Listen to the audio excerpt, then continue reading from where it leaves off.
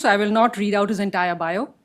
Deputy Secretary will offer his thoughts, then followed by a moderated conversation, and then questions, audience questions. Deputy Secretary, over to you.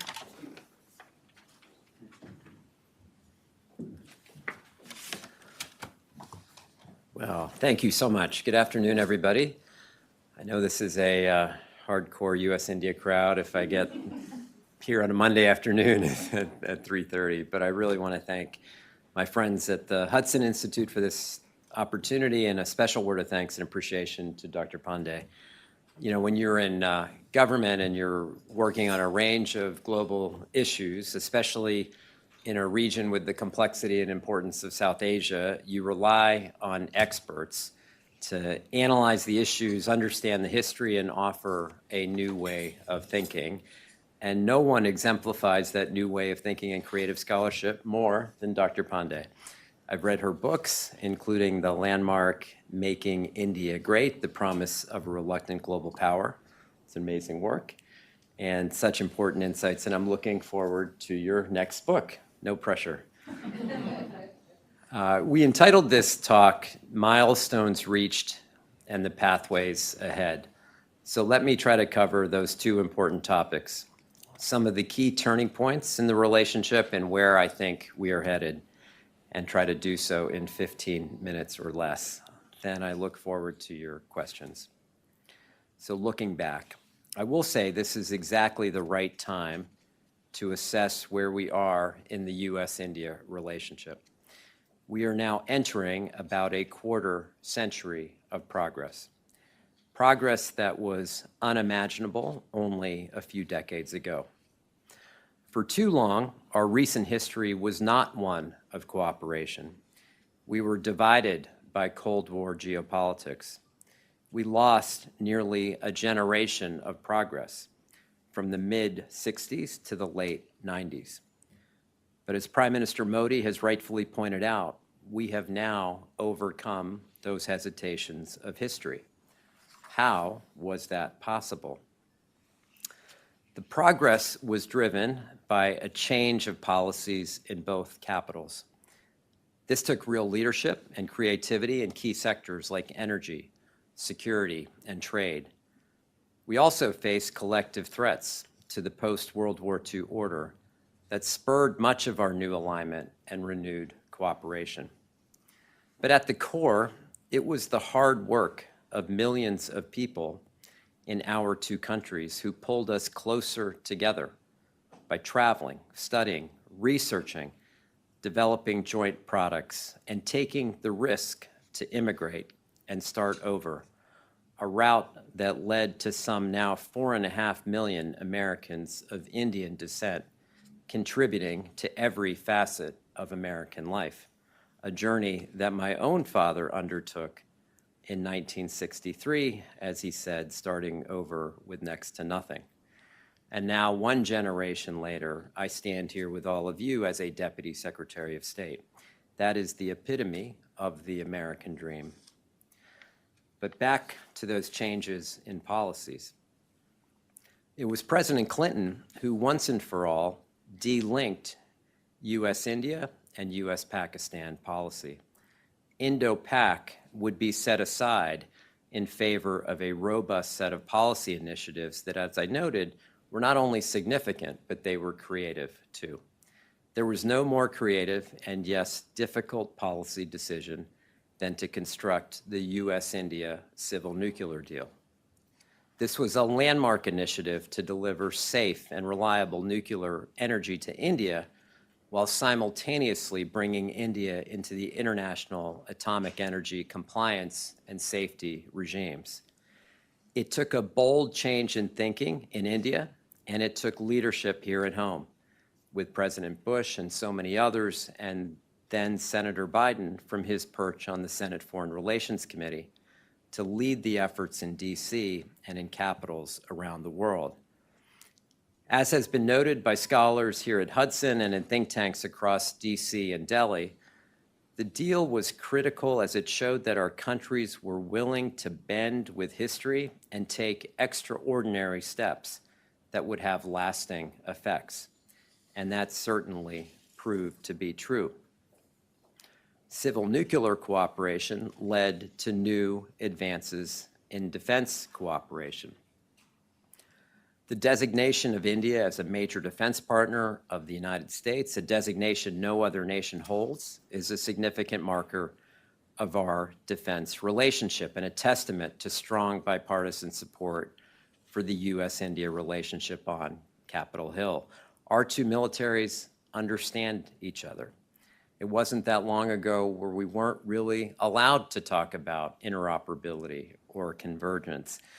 We now practice and train together. We are now jointly developing and producing some of the world's most sophisticated systems, all in the name of promoting greater peace and stability in the Indo-Pacific and beyond. The ripple effects of this cooperation should not be underestimated, especially when integrated into arrangements like the Quad. As Secretary Austin reminds us, our hub and spoke model of security in the Indo-Pacific has become integrated. So those individual spokes now cooperate and collaborate in a more systemic way. And the Quad is a perfect example of such integrated cooperation.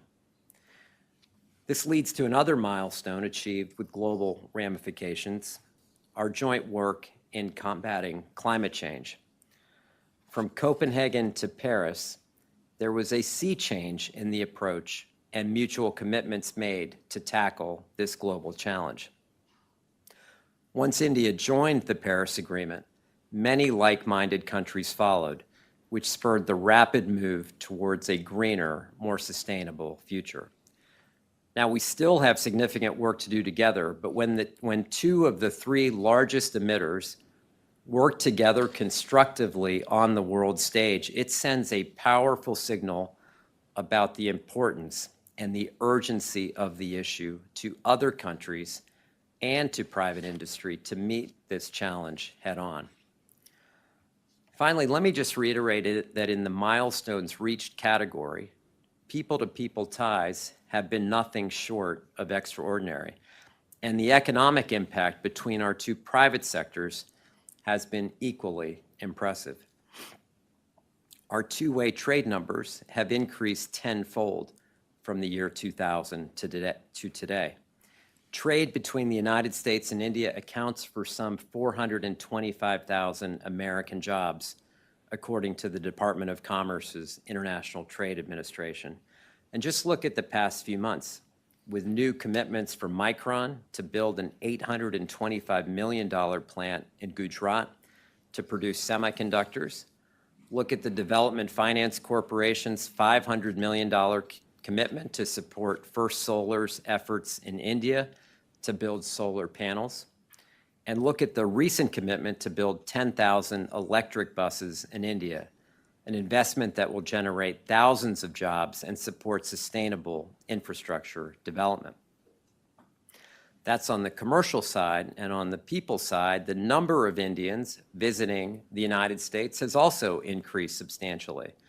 For example, visas issued during this period increased 5 times, as did the number of Indian students studying in the United States, a category that India now leads. The same is true for Americans visiting India, which has also reached all-time highs.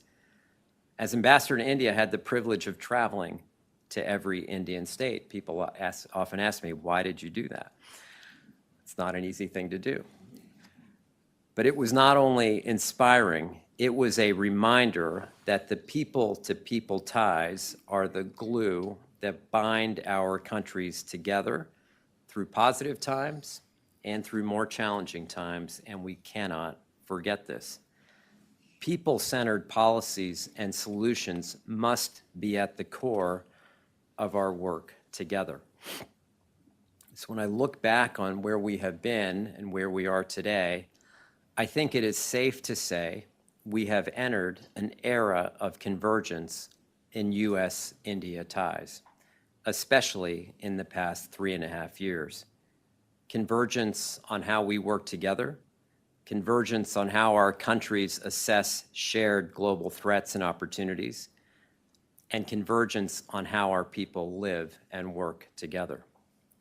Do we agree on everything? Of course not. no two countries do. Yet this is an era that now has solid foundations and a bright path ahead. So let me turn briefly to the future. There are at least 4 important vectors for our work together in the coming years. And the one I want to highlight first, as I think in many ways it is the most exciting and far-reaching, is in the field of emerging science and technology. People often ask me, why does the State Department, as part of our modernization agenda, have a new cyber bureau, a new global health bureau, and new far-reaching efforts on climate diplomacy, mineral security, and supply chain reliability? Well, the answer is actually quite simple. Our world is changing rapidly. The dramatic advances in technology have launched incredible gains in human progress, and yes, significant risks too. But diplomacy is key, along with our work with allies and partners, especially with India. This means that the U.S.-India partnership will incorporate at its core these new tech frontiers to include accelerating clean energy and climate change mitigation, delivering new technologies to farmers for smarter and more impactful seeds and crop cultivation, working together on vaccine development and preventing the next pandemic to provide greater global health security, securing our supply chains for critical minerals and diversifying the sources and reliability of semiconductor production, delivering on the promise of artificial intelligence and quantum computing while putting in the appropriate safeguards to guard against abuses in the information domain and other cybersecurity threats, bringing more people into the digital economy to continue expanding participation and to bring more people into the modern financial ecosystem. And of course, working together and exploring space, crafting the rules for engagement, and utilizing the information gleaned to keep our planet more secure. Now, this is not an exhaustive list by any means, but it offers insight into why we have more than 30 dialogues with our Indian partners, and almost all of them touch on technology in some way. The second vector of cooperation will revolve around building and developing the architecture of the Indo-Pacific and multilateral institutions to deliver greater peace and prosperity for our people. Our focus on the Indo-Pacific and India in particular is understandable. 2/3 of the world's population and future economic output in the decade ahead will take place from India to Australia and everywhere in between. The region has an incredible youth dividend, and by 2030, India will lead the world in key categories, like having the largest middle class and the highest number of college graduates.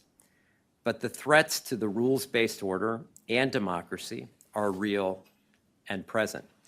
And we have to use all the tools at our disposal to continue to defend the gains made in the past decades. This includes supporting our established configurations like the Quad. We also have to double down in our multilateral institutions like ASEAN, APEC, and of course, the United Nations. And that is why just last week, Ambassador Linda Thomas-Greenfield, our ambassador to the United Nations, once again called for India to have a permanent seat on a reformed UN Security Council. We welcome and support India playing a more prominent global leadership role in the institutions that matter. This vector directly relates to what President Biden and Prime Minister Modi have shared for our bilateral relationship to deliver for the world. Can our bilateral gains indeed have a big global impact as well? They absolutely can. Whether it is our work on global health or food security, or in combating cancer, or by delivering faster, more affordable and reliable energy transition alternatives, or frankly, simply demonstrating how our democracies deliver for our people in the world, there is no question the United States and India can secure a better future for hundreds of millions. This is the real promise of the relationship. Growing cooperation on defense and trade will undoubtedly also continue to be a core vector in the partnership. Both are on very solid footing, but we have more work to do. Continued export control reform, movement to greater defense integration and co-production, and increasing our intelligence sharing and maritime domain and space cooperation are all key to enhancing security in the years ahead. On the economics and commercial side, we must work towards transparent, fair, and open regulatory processes where businesses operate on a level playing field, creating jobs and solving the issues that matter for the people in both countries. The final vector of cooperation in the years ahead is less about government strategic aims and more on the need to support people, as again, our people are at the heart of this relationship. Now, I know the political scientists in this room may say the only thing that matters are strategic interests of each country and that the people are secondary. I wholeheartedly disagree with that premise.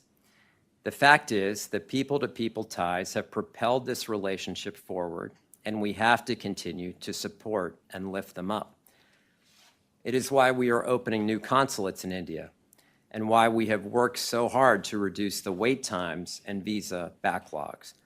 It is why we have doubled down on our cooperation in the arts, sports, culture, women's empowerment, and so much more. It is why the student experience for Indians studying in the United States is so important to us, and we strive to make that better and easier each year. And yes, it is why the immigrant experience is such a powerful part of this relationship, built and facilitated by the shared values of our two populations. We've seen the incredible gains, from one of our astronauts in space today, to members of Congress, to so many in our military, to the doctors in our hospitals and teachers in our schools and business, government, and across every sector of America. Indian Americans and South Asians have made their mark, and that quest for the American dream continues. This has been an amazing facet of the relationship.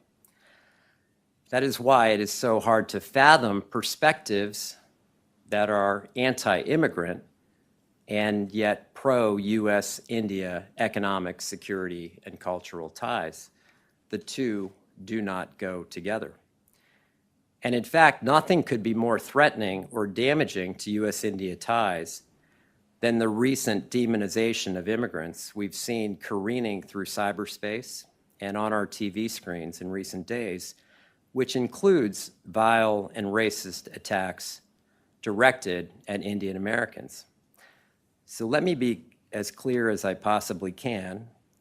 This kind of language, these kinds of attacks have no place in American society, and we have to reject them outright.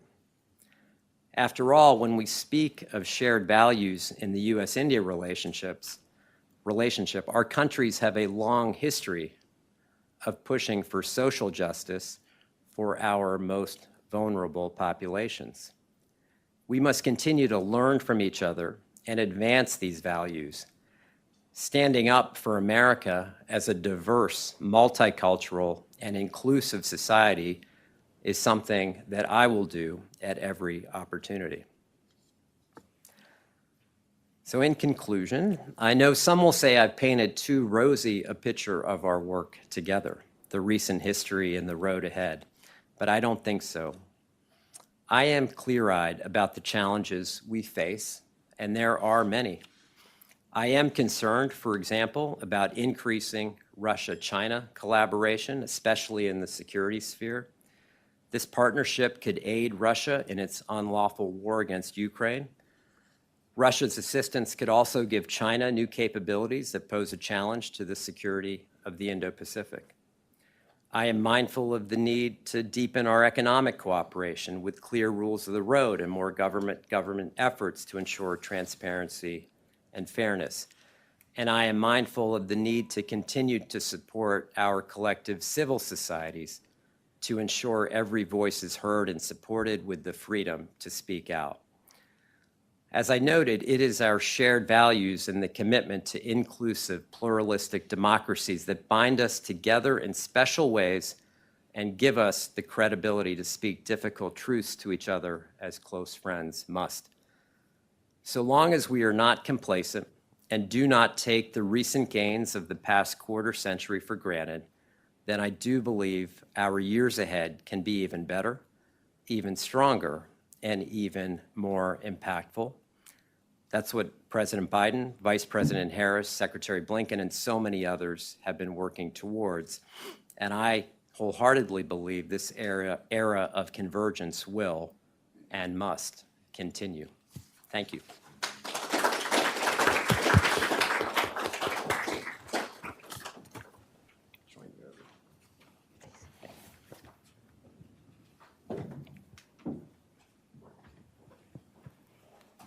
Thank you so much for those remarks. I'll sort of, ask you, I'll try to draw you out on some of them. But before I do that, in December 2022, the State Department set up the Office of China Coordination to bring together China experts from every regional bureau and expertise to work together. If the People's Republic of China is, and I quote, the most complex and consequential geopolitical challenge we face, unquote, then a key partner in this endeavor is India. If so, is the department also building an India expertise, an India South Asia cadre across bureaus and offices? Yeah, it's a great question, and I know a lot of you in this room have been working on these sets of issues for a long time. Here's what I found, and I should just say I've been in this job for 18 months. I've been to 45 countries. I've been to 65 embassies and consulates. I am perpetually jet lagged, but I am happy to be here. Here's what and I have been across South Asia. I've been to India, Nepal. I've been to Bangladesh many times in the past. I've been to Sri Lanka, Maldives, been to Pakistan. There is an incredible amount of interest in South Asia, in the State Department, in our executive branch. We are getting bigger in South Asia. We are not getting smaller. We are expanding with new consulates. When I look at where people want to go and where people are bidding to go for their assignments, there is a bit of a draw to South Asia, which is great. Your question, I think, is exactly the right question, which is, are we then kind of going a step further in our training and in our kind of formalizing how we are building up the expertise? And I think that is the next step. I will tell you, when we think about what are the critical missions for the State Department, and the Secretary outlined 6 of them, actually 3 years ago as part of our modernization effort. It was our competition with China, it was cybersecurity, it was global health, it was multilateral diplomacy, commercial diplomacy, and climate.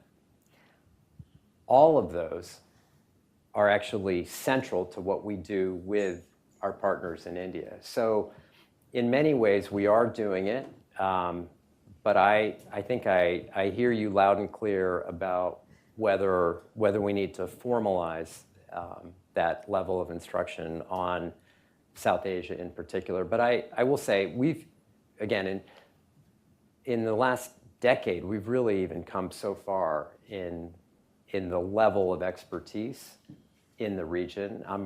I'm proud of that, but we can always do more. Thank you. You mentioned this in your remark, but I'd like to draw you out. So India is one of those countries which it's rare today to have bipartisan consensus among American policymakers. But there are areas of divergence based on geography, based on history. One of these is India's long-standing relationship with Russia, and that's come to the fore since the 2022 Ukraine war.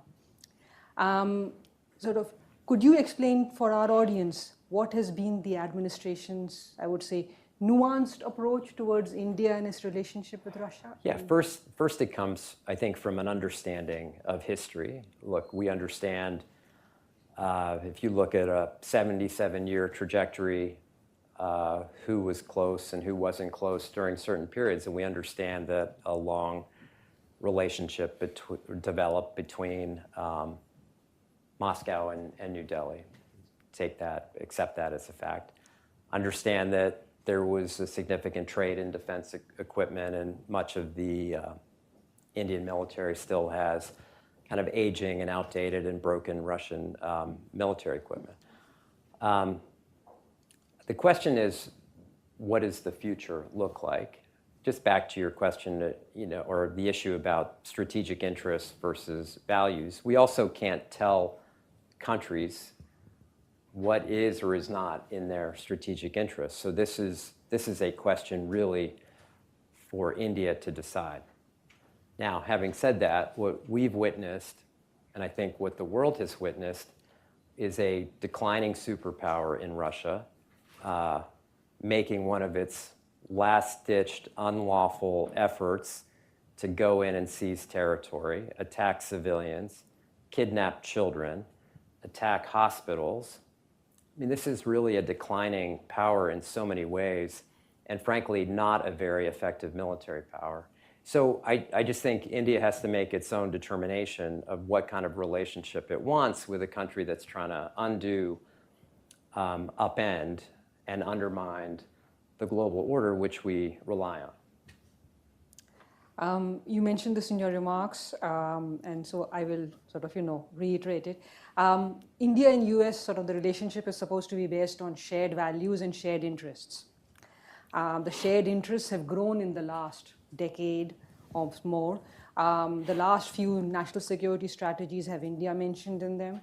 The Indo-Pacific strategy has India mentioned in it. But there are people, in the broader community who argue, there are those who argue that values matter more and those who argue that interests matter more.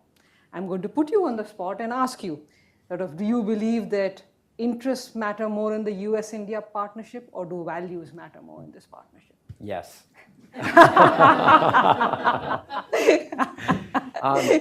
Honestly, it's both, and it's not as if you choose. And this is why I like to poke the political scientists a little bit, because I think it's a bit of an idealized world where you just say you're going to pursue your strategic interests at all points, and you're never really going to think about what's happening at the sub-national level, what's happening with personal relationships, what's happening with people.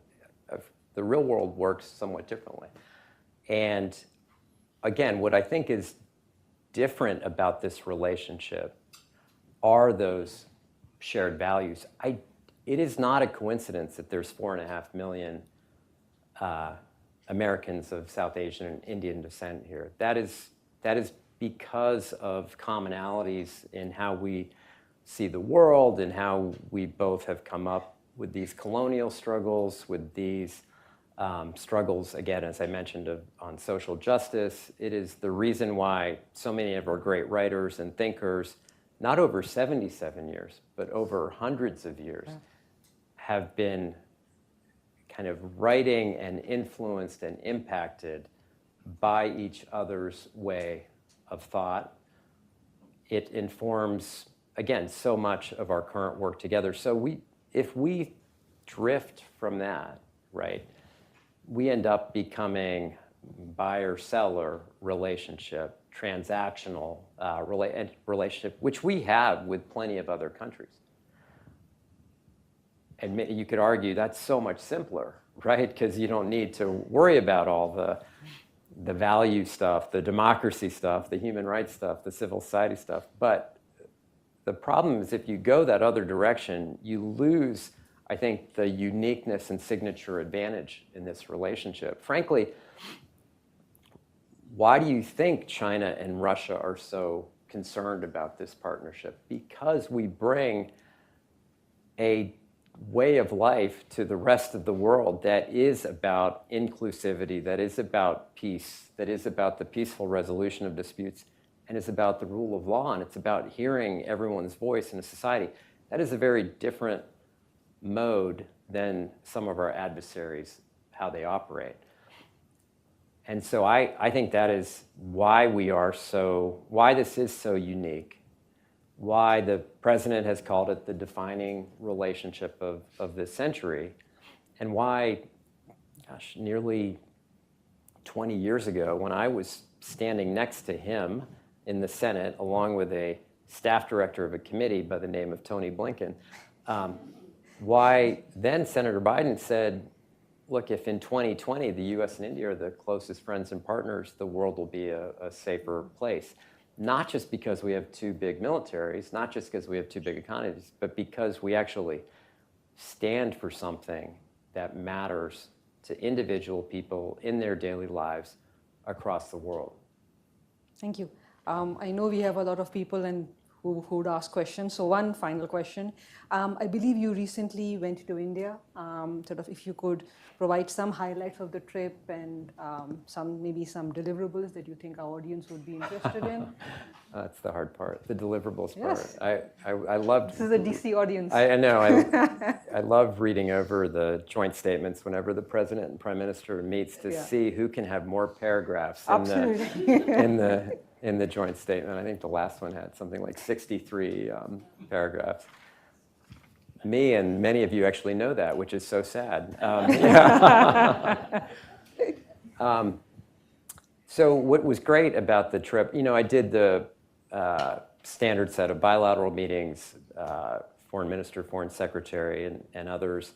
And I met with our embassy team and internal meetings. But then John Podesta, senior advisor on climate from the White House, and Dave Turk, our deputy secretary of energy, joined. And we had a series of meetings on climate and clean energy. And if there was a focus, that became the focus of the trip, which was amazing. And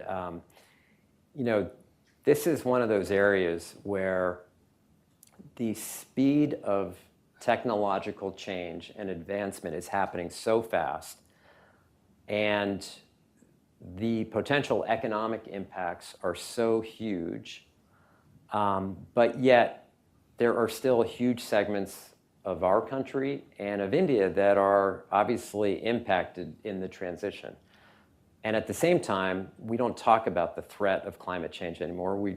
You live through it. You just turn on the TV each night to see what kind of severe weather event has impacted somebody, what the droughts and erratic monsoons are doing in India. So this is a now issue, and we are probably actually behind in trying to solve it and meeting some of the targets that were set. So I continue to think this is the most significant and largest area of cooperation in the years ahead, and that's what we were trying to work on. We have a number of multilateral events coming up, including another climate conference, this one in Azerbaijan, and just trying to get on the same page and work together, make sure we have a regulatory environment that works for both sides, and how to really spur additional investment in this sector.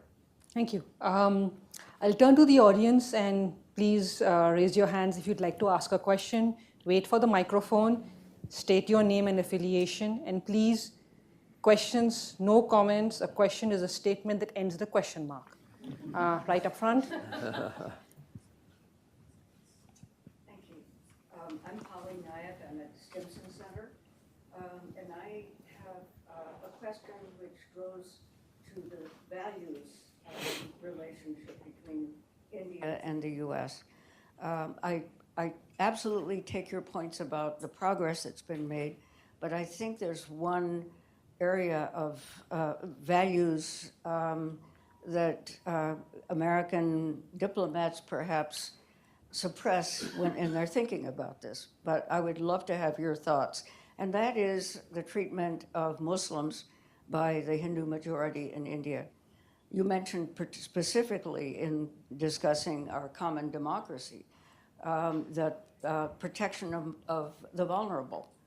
And that's something on which I stumble. I wonder how that fits into your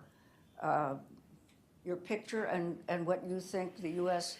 should, if anything, do about it. Yeah, look, I think I'm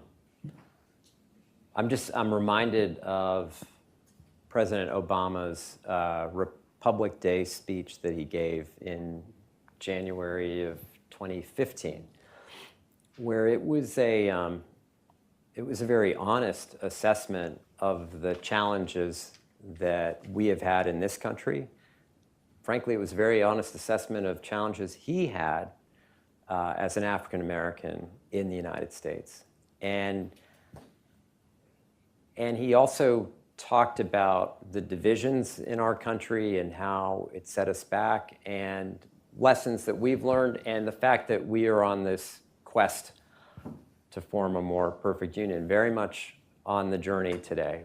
No one will ever say, somehow we've reached the finish line, right?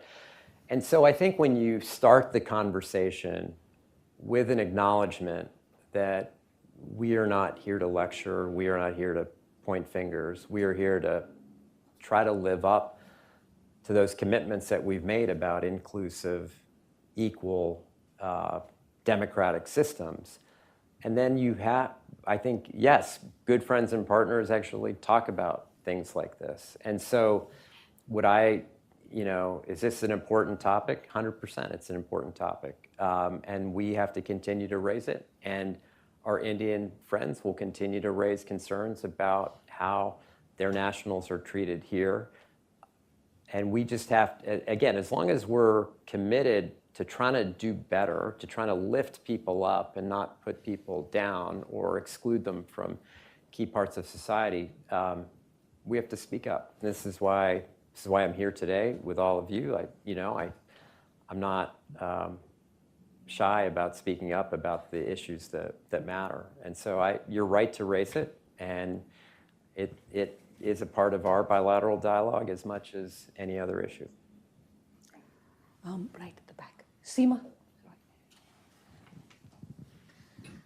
Good evening. Mr. Secretary, I wanted to ask you about Bangladesh. What is your assessment of the developments there? Ever since Sheikh Hasina was ousted, we've seen a lot of radical statements coming out, minorities being attacked.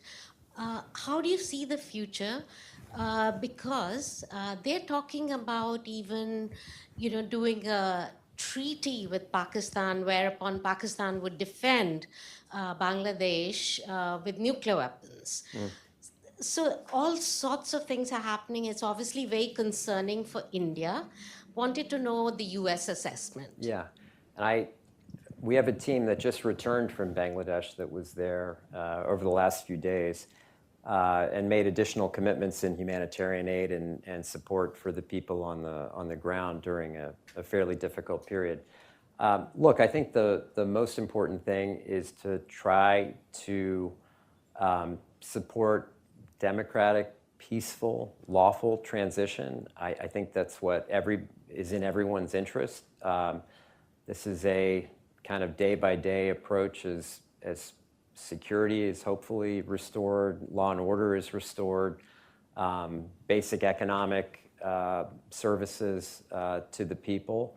And that is the long-term functioning, and that is for the people of Bangladesh to decide how and when they're going to hold a new election, and how long this transitional government will be in place. So I think our role is to be supportive of the people, to provide what kind of support we can on this democratic pathway. Concerns about attacks, frankly, against any civilians are concerning, and I think we have to take those quite seriously. So I think it's a bit too early to tell which direction we're headed. I do think, again, the reason our team went out there was to pledge our support for a peaceful democratic process and transition. I think that's the most important thing right now. Up front, Lisa, the second row.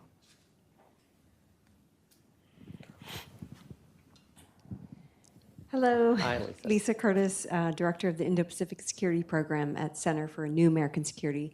Thank you so much for doing this, Mr. Deputy Secretary. It's a really powerful statement coming from you and giving your experience as ambassador, U.S. ambassador to India, and of course the remarkable work you did. One being establishing India as a major defense partner, which is still a term of art that's used, and built upon. I Well, wanted to can ask. I interrupt you for one second, just to call you out, because you did a lot as well. So thank you for what you did. Yeah. Well, thank you. And I still remember, I think it was a day in the summer of it was before the election, and you were ambassador in India. I'm forgetting the year, but anyway, we had a phone call and just appreciated everything that you're doing, and glad to see the Major Defense Partnership has received bipartisan support for sure. My question is about the Quad. Important Quad Summit coming up on Saturday. And if you could just talk a little bit about what you think will be the outcome there, what you think is the way forward, and whether you think there might be room in the future for slightly more work on the security defense front, taking into consideration sensitivities, particularly India's, about keeping it a non-military forum. Do you think that the gravity of the situation, the fact that there could be a crisis or contingency in the Taiwan Strait or South China Sea, do you think it's getting more important that the Quad perhaps start talking more about contingencies and efforts to be more interoperable and to work together in the defense field? Yeah. This is where I defer to my friend Kurt Campbell to answer that question. No, it's a great question. I would say, when I look at what the Quad has tackled over the last few years, I think it all, frankly, in my mind, goes to peace and security and stability and prosperity, right? I look at what the Quad has, the kinds of statements and pronouncements it's made on technology, for example, and technology for good, not to harass, not to surveil, not to misinform, laying out a set of key principles, going even further on some of our work on quantum computing and cybersecurity. When I look at what the Quad has said and done, again, on energy transition, on trade, on rules-based order, right? I don't know that the Quad has to take on a quote-unquote military character to it. And as you already pointed out, the Indians are not supportive of that. Frankly, I don't think we need that. I think there are other venues to deal with kind of core military issues. I do think this is about like-minded countries, two of which are treaty allies of the United States, coming together in a different forum, in a different architecture, bringing in the most populous country in the Indo-Pacific to actually chart some new territory that we hadn't charted before. And again, a reason I mentioned Secretary Austin's remarks with hub and spoke, Quad actually takes the individual spokes, ties 4 of them together. I can go through a number of other examples where we are much more integrated. So I think it has positive impact to security without being a treaty-based security organization. And I think there's great promise and excitement in the Quad. I think this weekend's meeting will be quite significant. I think it'll be historic. And I think the Quad will continue to just build in many ways. I'm actually back in the front row. I have Mr. Sidney right up front, and then Kamran behind him.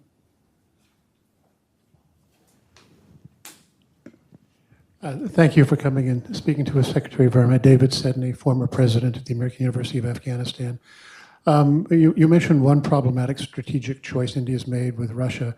Another one that many of us find disturbing is the direction that India-Iran relations is on. Can you say a few words about India-Iran relations and its implications for the United States? It's interesting. So we obviously have had discussions with India about its investment in Chabahar Port and its relationship. And look, I guess I see, there's probably far more experts in here who can speak to that. I think I see a bit of more of a transactional relationship. I'm not sure I see kind of shared values or connections or a deepening of cooperation in a way that raises security concerns or that raises other concerns. So I don't put it anywhere close to the level of some other challenges that we might face. So obviously, set India aside for a second. The Iran challenge is serious, concerning, and the role that it's played in destabilizing the Middle East, supporting militia groups, supporting Hezbollah, supporting Hamas, supporting Iraqi militia groups, has been incredibly destabilizing and dangerous. So we take that threat quite seriously, and we've responded to it quite seriously, and we'll continue to do so. But I'm not as concerned or troubled, I guess, by what you have raised in your question. Kamran? Thank you, Secretary Verma, for coming to speak to us. Kamran Bukhari, New Lines Institute for Strategy and Policy. I'm the Senior Director for Eurasian Security and Prosperity. I want to tie together a number of things that have been discussed, and I want to get your thoughts on how you see India dealing with these constraints and these challenges. We just had Seema talk about Bangladesh. We have Pakistan spinning out of control. We have China and India border dynamic that constrains India. How do you see India managing all of this and then also being a very effective strategic partner of the United States? Thank you. Yeah.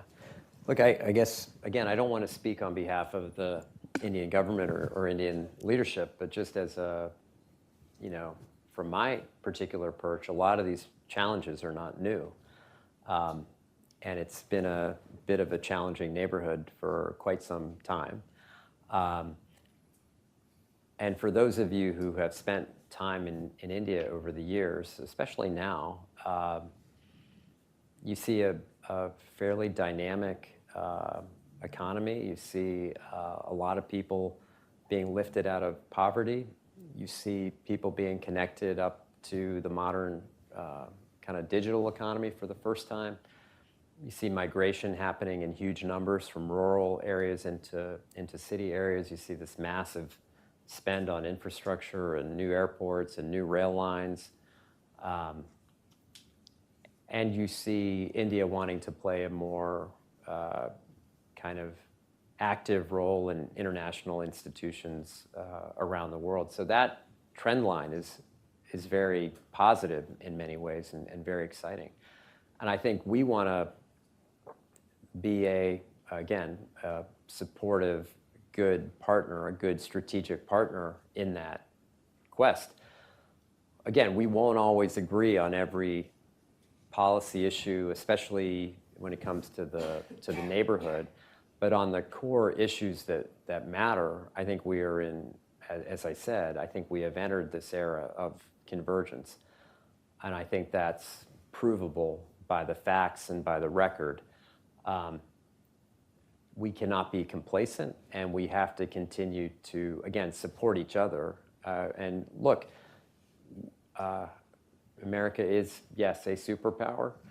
We welcome India's increasing footprint in the world. Our work together in Africa has been very, very important on the development side. Our work together to battle the pandemic was exceptionally important in developing vaccines and PPE.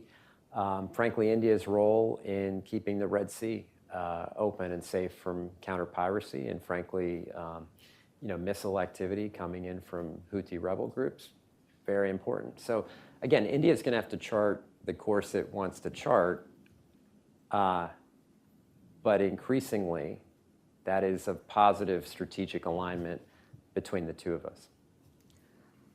I'm going to start clubbing questions. So Don up in the front in the second row, and then the gentleman behind him. Just wait for that.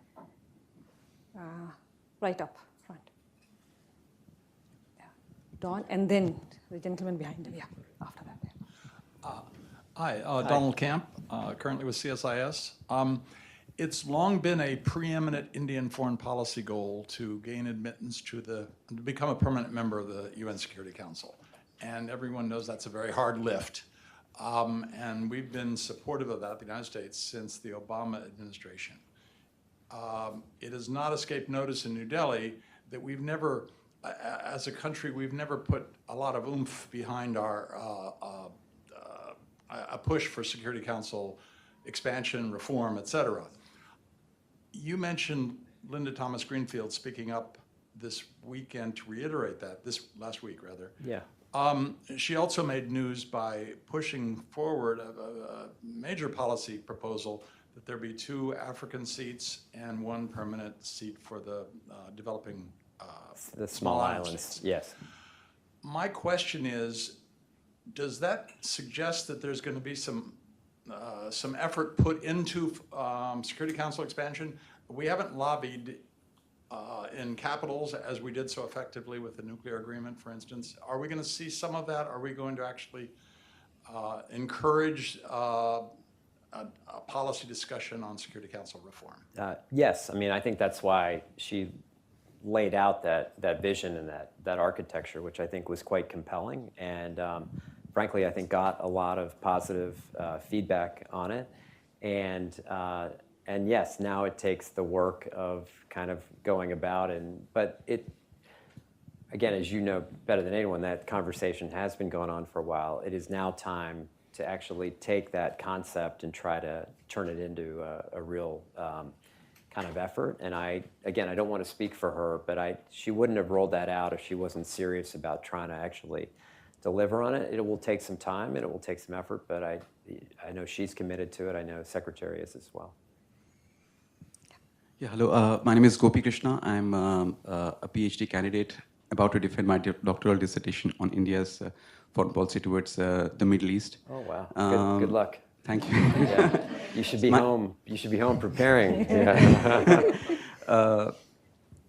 So one of my my only question here is India's role in I2U2 and IMEC projects, and how the current war between Israel and Hamas and the widening conflict in the Middle East, how do you think India and US can sort of continue playing a role to ensure that these projects continue? Yeah, look, thanks for mentioning both I2U2 and IMEC. I think they're both, again, we talk about the Quad, but these are also new architectures that, again, are looking towards the West as opposed to looking towards the East from India's vantage point. And I think they're exactly right. And I think they are still as relevant and as important. And in fact, just today, we were talking about I2U2 and the next kind of turn in it. Again, these are forums that try to bring like-minded countries together. We'll see what's possible. It is as you point out, it's a challenging time in the Middle East. More broadly, it's a challenging time following the attacks of October 7th and the resulting humanitarian situation. So I think we have to be realistic as well about what's possible. But the Middle East corridor, again, is I think a very promising idea. Again, these are, governments and diplomats, and we you lay out the concept, you try to create whatever regulatory environment is possible to make it happen, but then it's up to a lot of industry and private sector to actually come in with other civil society to try to actually turn that concept into reality. But I think both are great ideas and we should be pursuing them. So of last 2 questions, the lady in the last row, and then the gentleman up in the middle. Hi, thank you so much for taking the time. I'm Catherine Eng from Meta. I wanted to ask if you could speak a little bit more to technology, AI, India's vision for AI governance, especially as it relates to its relationship with the US. Yeah, it's a good question. I will say we are at the beginning of our cooperation and our work together on AI, on quantum computing. Beginning from a government perspective, I don't think we're at the beginning from our industries. Our industries have been working together quite closely. I think where we can have the best and most positive impact is making sure the rules of the road are clear, delivering on these areas, again, to lift people up and empower people and educate people, and not to do damage to people's lives or livelihoods or reputations. I mean, these are very powerful tools, and we want to, again, make sure these are channeled into areas that can lift people up. That is where I see the government's role. Again, we have to be clear about where governments are and where a company like yours comes in to actually do the research and the deployment. We want to make sure the rules of the road are clear. I've been able to, in fact, just 10 days ago, I was in Europe signing a Council of Europe treaty on artificial intelligence, focused on democracy, focused on human rights in its use of AI. I was at UNESCO 4 months ago where they rolled out an AI for Good initiative in Africa. We were able to get through the UN General Assembly a far-reaching resolution on artificial intelligence, because people are excited and simultaneously worried about how fast this is moving. And I think we've got to be able to the extent one can hit a pause button to make sure the safeguards in place. I think that's where I see the U.S., the value of the U.S. and India coming together. Yes, supporting our research institutions. Yes, giving them some direction about where they can focus their research, but also on protecting people and their individual rights. I'm sorry, there's a hard stop, so do you want Take to take one. the last? Okay, We'll take the we'll last one one. because he's going to ask an easy question. Right up here, Morgan. Oh, okay. Actually, the gentleman right up front. Oh, sorry. For sharing our thoughts. I am Colonel Baljendra, veteran. I'm working with USISPF India. So, India and US relations have really come a long way last decade, more trust there.